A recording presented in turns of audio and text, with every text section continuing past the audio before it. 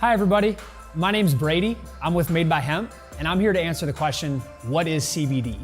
CBD is a compound found in the cannabis plant, and it's known as a cannabinoid.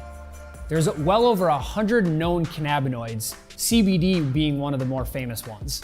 THC is the most famous cannabinoid, and it's most famous, or I guess we could say infamous, for the high or intoxicated feeling that its users get when taking it. CBD, on the other hand, does not have intoxicating effects and is more well known for its therapeutic and health beneficial properties when ingesting the compound. The benefits of CBD can range from person to person, but the most well-known benefits range from helping us relax after a stressful day, helping us get to sleep more easily, helping us recover after a workout, and helping with sore inflammation points. These benefits can be noticed with various different product types.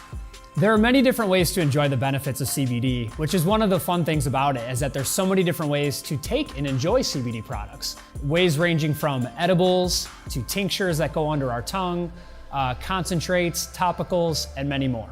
To learn more about the various ways that we can take and enjoy the benefits of CBD, visit our website at madebyhemp.com, subscribe to our newsletter, and thanks for watching.